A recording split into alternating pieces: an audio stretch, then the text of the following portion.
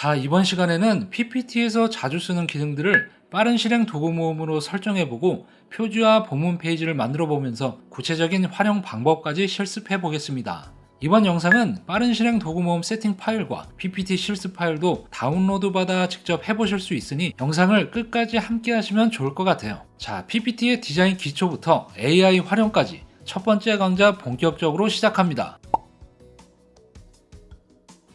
PPT를 만들 때 가장 중요한 게 작업 속도죠. 이 작업 시간을 최소화하기 위해선 클릭 수를 최소화해야 하는데요. 아쉽게도 PPT는 자주 쓰는 기능들이 다 숨어 있습니다. 그래서 이런 기능들을 쓰려면 메뉴에서 여러 번 클릭하느라 시간도 오래 걸리고 짜증도 많이 나죠. 때문에 파워포인트에는 자주 쓰는 기능들을 한 번에 클릭할 수 있도록 작업 메뉴에 꺼내 놓을 수 있는데요. 그게 바로 빠른 실행 도구 모음이죠. 자, 먼저 세팅 방법부터 알아볼게요. 첫 번째 세팅법은 상단 메뉴, 파일을 클릭하고 좌측 하단에 옵션을 클릭하면 이렇게 창이 뜨는데 중간 부분에 빠른 실행 도구 모음이 있습니다. 자, 그럼 왼쪽 창에서 PPT의 모든 명령을 볼 수 있는데요. 이 중에서 필요한 것을 추가하고 확인을 누르면 이렇게 가장 상단에 빠른 실행 도구 모음이 생기는 걸 볼 수 있죠. 자, 이렇게 도구 모음 메뉴가 위에 있으면 그만큼 슬라이드 영역에서 마우스를 움직여 클릭하기 멀기 때문에 우측에 사용자 지정 버튼을 클릭하고 리본 메뉴 아래의 표시를 선택해 메뉴 가장 하단으로 위치시킵니다. 자, 두 번째 세팅법은 자주 쓰는 기능을 우클릭해 빠른 실행 도구 모음에 추가하는 건데요. 자, 예를 들어 홈 탭에 정렬해서 맨 앞으로 가져오기를 추가하고 싶다면 이렇게 해당 기능을 우클릭해 빠른 실행 도구 모음에 추가할 수 있습니다. 반대로 추가한 기능을 다시 우클릭해 제거도 가능하고요. Alt키를 누르면 이렇게 기능마다 번호가 뜨면서 단축키로도 사용할 수 있습니다.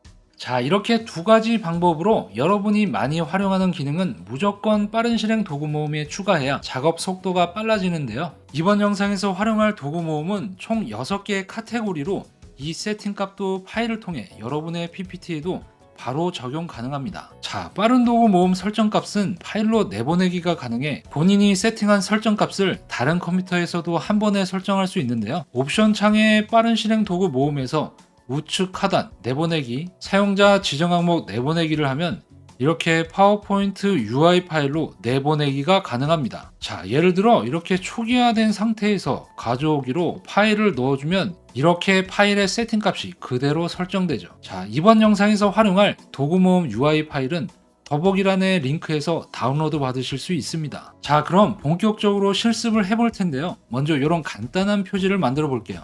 자, 이 실습 파일 역시 더보기란에 다운로드 링크가 있으니까 원하시는 분들은 직접 해보시면 좋을 것 같습니다. 자, 첫 번째 활용법은 이미지를 슬라이드 배경으로 크롭하는 건데요. 이때 이미지를 매번 슬라이드 비율에 맞추는 것도 굉장히 번거롭죠. 이럴 땐 16:9 비율 자르기를 쓰면 빠른데요. 이미지를 선택한 뒤 빠른 도구 모음에 16:9 자르기를 하면 한 번에 슬라이드 비율로 크롭되죠. 자, 해당 기능은 그림 서식, 자르기, 가로 세로 비율에 숨어 있죠.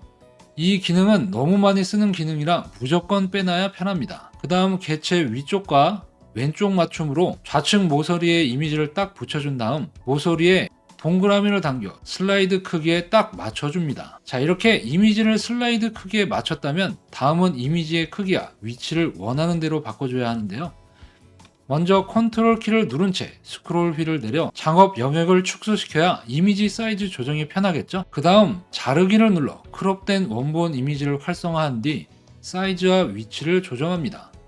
자, 배트맨이 왼쪽 사이드에 붙게끔 위치를 좀 조정해 주겠습니다. 자, 이제 배경 이미지 작업은 됐는데 지금 이미지가 너무 복잡해 텍스트가 잘 안 보이죠? 텍스트 색상을 흰색으로 바꿔줘도 뒤에 이미지가 너무 복잡해 가독성이 떨어집니다. 이럴 때는 검은색 투명 도형을 배경 이미지와 타이틀 서체 사이에 넣어 가독성을 높일 수 있는데요. 자, 상단 삽입 도형에서 사각형 도형 하나를 넣어주고 도구 모음에 도형 서식을 눌러 채우기, 단색 채우기, 검은색, 투명도는 30%, 선은 없음을 선택해줍니다. 다음은 이렇게 도형의 크기를 슬라이드 크기에 딱 맞춰주시고요. 텍스트 레이어가 맨 위에 오도록 먼저 도형을 맨 뒤로 보내기 하고 그 다음 배경 이미지를 맨 뒤로 보내기 해줍니다. 자, 타이틀을 가로 세로 가운데 맞춤으로 중앙에 오게끔 해주면 표지가 얼추 다 돼 보이죠? 근데 이 타이틀 서체의 흰색이 가독성은 좋은데 배경 이미지의 톤이랑 연결성이 없어 좀 따로 노는 것 같아 보입니다. 이럴 때는 서체의 색상을 스포이트와 다른 색 설정을 활용해 배경 이미지의 컬러 톤과 맞춰주면 훨씬 자연스러운데요. 자, 도형 레이어를 잠시 옆으로 치우고요. 텍스트를 선택한 뒤 스포이트로 배경의 밝은 부분을 찍어주면 이렇게 텍스트 색이 바뀝니다. 다시 도형을 제 위치로 놓고요. 근데 지금은 너무 채도가 높아 촌스러우니까 채도를 좀 낮춰줄게요. 도구 모음에 기타 텍스트 색을 누르면 이렇게 사용자 지정창이 뜨는데 여기서 색을 좀 더 옅게 만들어주면 됩니다. 자, 그냥 흰색의 타이틀보다는 배경의 톤과 연결성이 있어 훨씬 자연스럽죠? 자, 이렇게 빠른 실행 도구 모음을 활용해 표지를 간단히 만들어 봤고요. 다음은 이런 세 가지 자료 이미지가 들어간 본문 페이지를 만들어 보겠습니다. 자, 우리가 본문 페이지를 만들 때 이렇게 여러 가지 자료 이미지를 크롭해서 사용할 때가 많죠? 이 작업은 도형 병합 기능을 활용하면 아주 쉽고 빠르게 만들 수 있습니다. 자, 실습 페이지에서 상단 삽입 도형에서 원을 선택하고 Shift를 누른 채 적당한 크기로 넣어줍니다. 이제 이 원에 자료 이미지를 넣어줄 건데요. 먼저 도형을 이미지의 위쪽에 겹쳐서 위치시킵니다. 그 다음 뒤에 이미지를 먼저 선택하고 Shift를 누른 채 원을 선택한 뒤 도형 병합의 교차를 눌러줍니다. 자, 그럼 이미지가 원 안에 들어갔는데 얼굴이 너무 작아 이미지의 위치와 사이즈를 조정해 줘야 합니다. 이럴 땐 자르기를 눌러 원본 이미지를 활성화시킨 뒤 적당한 크기와 위치로 조정하면 됩니다.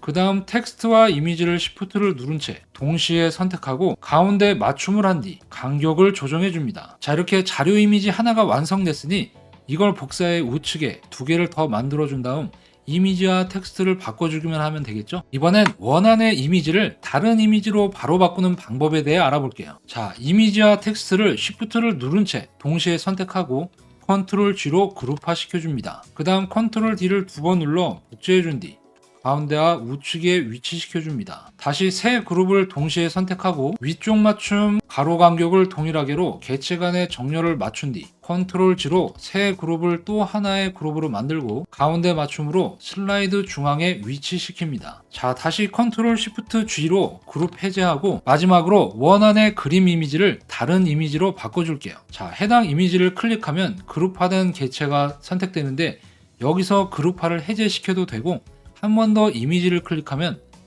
이렇게 그룹화된 상태에서도 이미지가 선택됩니다. 이 상태에서 우클릭, 그림 바꾸기에서 원하는 이미지를 바로 가져올 수 있습니다. 자, 이 상태에서 다시 자르기를 눌러 이미지 원본을 활성화시켜주고 이렇게 알맞은 크기로 조절해주면 끝입니다.